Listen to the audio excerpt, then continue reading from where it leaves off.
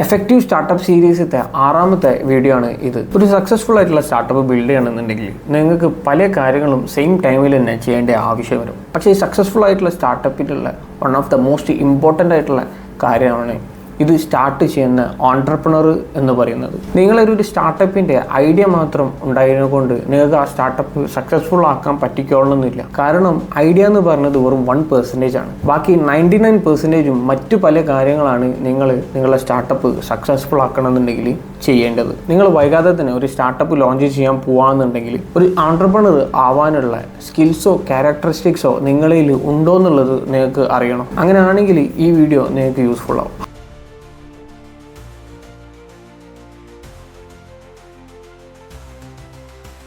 ഹാർഡ്വേർഡ് business സ്കൂളിൻ്റെ ഒരു website ഉണ്ട്, ഹാർഡ്വേർഡ് ബിസിനസ് റിവ്യൂസ് എന്ന് പറഞ്ഞിട്ടുള്ള. അക്കോർഡിംഗ് ടു ദെയർ സ്റ്റഡീസ് ഞാൻ ഈ പറയാൻ പോകുന്ന 10 ക്യാരക്ടറിസ്റ്റിക്സ് നിങ്ങൾക്ക് ഉണ്ടെങ്കിൽ ഒരു സക്സസ്ഫുൾ ആയിട്ടുള്ള ഓൺട്രപ്രണർ ആവാനുള്ള ചാൻസസ് കൂടുതലാണ്. ഫസ്റ്റ് വണ്ണാണ് ക്യൂരിയോസിറ്റി.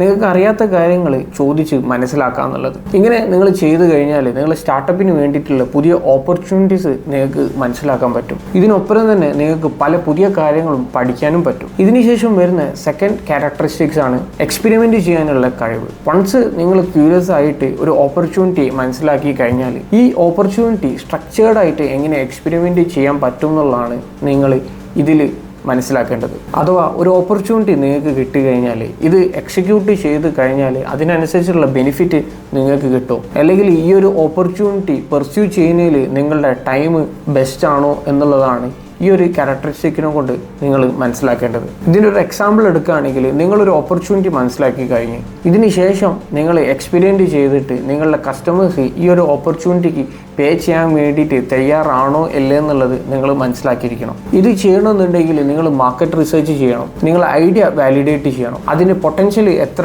ഉണ്ട് എന്നുള്ളതും മനസ്സിലാക്കണം. ഈ ക്യാരക്ടറിസ്റ്റിക്സ് ഒക്കെ ആണ് നിങ്ങൾക്ക് വില്ലിങ്നെസ് ടു എക്സ്പെരിമെൻറ്റ് എന്നതിനെ കൊണ്ട് ഉദ്ദേശിക്കുന്നത്. മൂന്നാമത്തേതാണ് അഡാപ്റ്റബിലിറ്റി. ഒരു സ്റ്റാർട്ടപ്പ് ഓൺട്രപ്രണറെ സംബന്ധിച്ചിടത്തോളം പുതിയതായിട്ടുള്ള ഓരോ ചാലഞ്ചസ് ആണ് ഓരോ ദിവസവും വരാം. അതുകൊണ്ട് തന്നെ വരുന്ന ചാലഞ്ചസിന് അനുസരിച്ചിട്ടുള്ള എല്ലാ സിനാരിയോസിനും പ്രിപ്പയർ ആയിട്ട് നിൽക്കുക എന്ന് പറഞ്ഞു കഴിഞ്ഞാൽ ഒരിക്കലും പോസിബിൾ ആയിട്ടുള്ള കാര്യമല്ല. അതുകൊണ്ട് തന്നെ തൻ്റെ കയ്യിലുള്ള നോളജ് അല്ലെങ്കിൽ ഇൻഫോർമേഷൻ എന്താണെന്നുള്ളത് മനസ്സിലാക്കിയിട്ട് അതിനനുസരിച്ചിട്ട് അഡാപ്റ്റ് ചെയ്തതിന് ശേഷം കമ്പനി മുന്നോട്ടേക്ക് കൊണ്ടുപോകാൻ വേണ്ടിയിട്ട് ശ്രമിക്കണം. നാലാമത്തേതാണ് ഡിസിസീവ്നെസ്. ക്വിക്കായിട്ടും എഫക്റ്റീവായിട്ടും ഡിസിഷൻസ് എടുക്കാനുള്ള കഴിവിനെ പറ്റിയിട്ടാണ് ഇത് പറയുന്നത്. ഒരു ഓൺട്രപ്രണറെ സംബന്ധിച്ചിടത്തോളം ഇയാളാണ് ഒരു ബിസിനസ്സിനെ റണ്ണ് ചെയ്യുന്നത്. ഇതിനൊപ്പം തന്നെ ബിസിനസ്സിൻ്റെ സ്ട്രാറ്റജീസ് സെറ്റപ്പ് ചെയ്യുന്നത്, റിസോഴ്സസ് അലൊക്കേഷൻസ് ചെയ്യുന്നത്. അതുകൊണ്ട് തന്നെ ഏറ്റവും പെട്ടെന്ന് ഡിസിഷൻ എടുക്കുകയും വേണം. അതിനൊപ്പം തന്നെ കറക്റ്റായിട്ടുള്ള ഡിസിഷൻസ് എടുത്തിട്ടില്ലെങ്കിൽ സ്റ്റാർട്ടപ്പിനാണ് ഇത് ഏറ്റവും കൂടുതൽ ബാധിക്കുക. പക്ഷേ ഒരു ഓൺട്രപ്രണറെ സംബന്ധിച്ചിടത്തോളം എടുക്കുന്ന ഡിസിഷൻസ് എപ്പോഴും കറക്റ്റ് ആയിക്കോളണമെന്നില്ല. അതുകൊണ്ട് തന്നെ എടുക്കുന്ന ഡിസിഷനിൽ ആ ഓൺട്രപ്രണറിന് കോൺഫിഡൻസ് വേണം. പക്ഷേ എടുക്കുന്ന ഡിസിഷൻ തെറ്റാണെന്നുണ്ടെങ്കിൽ അത് മനസ്സിലാക്കിയിട്ട് ആ ഡിസിഷന് മാറ്റാനുള്ള ഒരു ഓപ്പൺ മെൻറ്റാലിറ്റിയും ഈ ഓൺട്രപ്രണറിനെ സംബന്ധിച്ചിടത്തോളം വേണ്ടതാണ്. അഞ്ചാമത്തേതാണ് സെൽഫ് അവെയർനെസ്. ഒരു ഓൺട്രപ്രണറിനെ സംബന്ധിച്ചിടത്തോളം അയാളുടെ വീക്ക്നെസ് കവർ ചെയ്യാൻ വേണ്ടിയിട്ടുള്ള one of the best team ഉണ്ടായിക്കഴിഞ്ഞാൽ മാത്രമേ ആ സ്റ്റാർട്ടപ്പ് സക്സസ്ഫുൾ ആവാനുള്ള ചാൻസസ് കൂടുതൽ. ഒട്ടുമിക്ക എല്ലാ കേസസിലും ഒരു സ്റ്റാർട്ടപ്പിനെ സക്സസ്ഫുൾ ആക്കുന്നത് ഒരു ടീം എഫേർട്ടാണ്, ഒരു ഇൻഡിവിജ്വലിൻ്റെ എഫേർട്ട് മാത്രമല്ല. അതുകൊണ്ട് തന്നെ നിങ്ങളുടെ സ്റ്റാർട്ടപ്പിന് ഒരു ടീം ബിൽഡ് ചെയ്യുക എന്ന് പറഞ്ഞാൽ വൺ ഓഫ് ദ ക്രിട്ടിക്കൽ ആയിട്ടുള്ള കാര്യമാണ്. ഒരു ഓൺട്രപ്രണറിൻ്റെ വീക്ക്നെസ് കവർ ചെയ്യാനുള്ള കോംപ്ലിമെൻ്ററി സ്കിൽസ് ആ ടീമിന് വേണം. അതിനൊപ്പം തന്നെ ഒരു കോമൺ ഗോളും ആ ടീമിന് ഈ ഓൺട്രപ്രണർ സെറ്റ് ചെയ്ത് കൊടുക്കണം. ആറാമത്തേതാണ് റിസ്ക് ടോളറൻസ്. സ്റ്റാർട്ടപ്പ് എന്ന് പറയുന്നത് ഓൾവേസ് റിസ്കി ആയിട്ടുള്ള ഒരു കാര്യമാണ്. പക്ഷേ കാൽക്കുലേറ്റ് ആയിട്ടുള്ള റിസ്ക് എടുത്തിട്ടില്ലെങ്കിൽ ആ സ്റ്റാർട്ടപ്പ് ഫെയിൽ ആവാനുള്ള ചാൻസസും കൂടുതലാണ്. അതുകൊണ്ട് തന്നെ ഒരു ഓൺട്രപ്രണറെ സംബന്ധിച്ചിടത്തോളം റിസ്ക് റിവാർഡ് റേഷ്യോ മനസ്സിലാക്കിയിട്ട് ആ സ്റ്റാർട്ടപ്പിന് കാൽക്കുലേറ്റഡ് ആയിട്ടുള്ള റിസ്ക് എടുത്തു കഴിഞ്ഞാൽ മാത്രമേ ആ സ്റ്റാർട്ടപ്പിന് അപ്സൈഡ് കാണാൻ ചാൻസസ് കൂടുതൽ.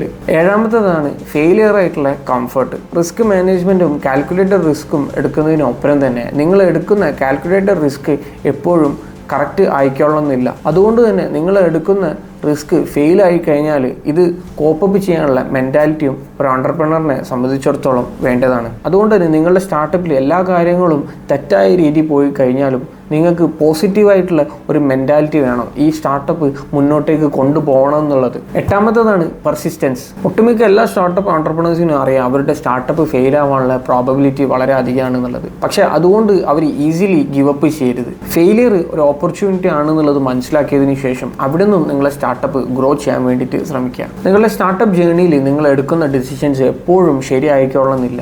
വെറും ഒരു ഓൺടർപ്രണർ ആയിട്ടുള്ള ആളും ഒരു സക്സസ്ഫുൾ ആയിട്ടുള്ള ഓൺടർപ്രണർ ആയിട്ടുള്ള ഒരാളും തമ്മിലുള്ള മെയിൻ ഡിഫറൻസ് എന്താണെന്നുള്ളത് നിങ്ങൾക്കറിയാം. ഒരു സക്സസ്ഫുൾ ആയിട്ടുള്ള ഓൺടർപ്രണറിന്റെ മെന്റാലിറ്റി എന്താ വെച്ച് കഴിഞ്ഞാൽ നമ്മൾ എന്ത് തെറ്റാണോ കറൻറ്റ്ലി ചെയ്തത് അത് എന്തുകൊണ്ടാണ് വന്നത് എന്ന് ചോദിക്കാനുള്ള ഓപ്പൺ മെൻറ്റാലിറ്റി. ഇതിനുശേഷം എന്ത് തെറ്റാണ് നമ്മൾ ചെയ്തത്, നെക്സ്റ്റ് ടൈം ഈ തെറ്റുകൾ എങ്ങനെ ഒഴിവാക്കിയിട്ട് നമ്മളെ ഗോൾ അച്ചീവ് ചെയ്യാൻ പറ്റും എന്നുള്ളതാണ് ഈ പെർസിസ്റ്റൻസിനെ കൊണ്ട് ഉദ്ദേശിക്കുന്നത്. ഒമ്പതാമതാണ് ഇന്നോവേറ്റീവ് ആയിട്ടുള്ള ചിന്താഗതി. ഒരു ബിസിനസ്സിനെ സംബന്ധിച്ചിടത്തോളം ഇന്നോവേഷൻസ് ആ ബിസിനസ്സിൽ കൊണ്ടുവന്നു കഴിഞ്ഞാൽ ആ ബിസിനസ് എക്സ്പോണൻഷ്യലായിട്ട് ഗ്രോ ചെയ്യാൻ പറ്റും. പക്ഷേ ഇന്നോവേഷനെ കൊണ്ട് ഉദ്ദേശിക്കുന്നത് നിങ്ങൾ പുതിയൊരു ഹോൾ ന്യൂ പ്രൊഡക്റ്റ് ലോഞ്ച് ചെയ്യണമെന്നല്ല, അല്ലെങ്കിൽ ഹോൾ ന്യൂ സർവീസസ് ലോഞ്ച് ചെയ്യണമെന്നല്ല. കറൻ്റ്ലി മാർക്കറ്റിൽ എന്താണോ ഒരു പ്രൊഡക്റ്റ് വളരെ ബേസിക് ആയിട്ട് കൊടുക്കുന്നത് ആ പ്രൊഡക്റ്റ് നിങ്ങൾ മനസ്സിലാക്കിയതിന് ശേഷം ആ പ്രൊഡക്റ്റിനെ 3x അല്ലെങ്കിൽ 5x ബെറ്റർ ആക്കിയിട്ട് നിങ്ങൾ ലോഞ്ച് ചെയ്യാൻ വേണ്ടിയിട്ട് ശ്രമിക്കുക. ഒരു ഓൺടർപ്രണറിനെ സംബന്ധിച്ചിടത്തോളം ഇന്നോവേഷൻ എന്ന് പറയുന്നത് നാച്ചുറലി വരുന്ന ഒരു ക്യാരക്ടറിസ്റ്റിക്സ് ഒന്നും തന്നെയല്ല.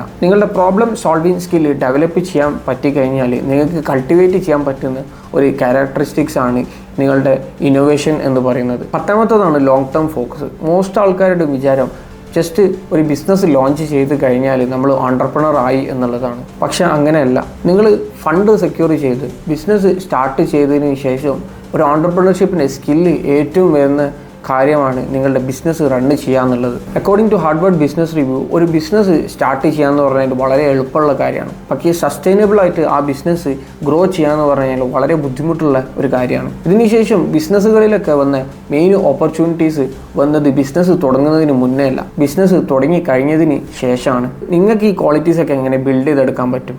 There is no right or wrong way to be an entrepreneur. Experimentation, persistency, innovation ഇതൊക്കെ നിങ്ങൾക്ക് ടൈമും എക്സ്പീരിയൻസും ഇതിനൊപ്പം തന്നെ ട്രെയിനിങ്ങും കിട്ടിക്കഴിഞ്ഞാൽ നിങ്ങൾക്ക് ഡെവലപ്പ് ചെയ്യാൻ പറ്റുന്ന ക്യാരക്ടറിസ്റ്റിക്സ് ആണ്. ഈ ക്യാരക്ടറിസ്റ്റിക്സ് നിങ്ങൾക്ക് ബിൽഡ് ചെയ്തെടുക്കണം എന്നുണ്ടെങ്കിൽ വൺ ഓഫ് ദ മെയിൻ ആയിട്ടുള്ള കാര്യമാണ് ഒരു ഓൺടർപ്രണർ സ്പിരിറ്റ് നിങ്ങളിൽ വേണമെന്നുള്ളത്. ഇത് ഉണ്ടായിക്കഴിഞ്ഞാൽ തന്നെ നിങ്ങൾക്ക് ഓപ്പർച്യൂണിറ്റീസ് മനസ്സിലാക്കിയിട്ട് നിങ്ങളുടെ സ്റ്റാർട്ടപ്പ് ജേർണിയിലുള്ള ചാലഞ്ചസ് നിങ്ങൾക്ക് ഓവർകം ചെയ്യാൻ പറ്റുന്നതാണ്. ഇതേപോലുള്ള സ്റ്റാർട്ടപ്പ് റിലേറ്റഡ് വീഡിയോ നിങ്ങൾക്ക് ഇഷ്ടമാണെങ്കിൽ സബ്സ്ക്രൈബ് ചെയ്യാൻ വേണ്ടിയിട്ട് ശ്രമിക്കാം. Thank you.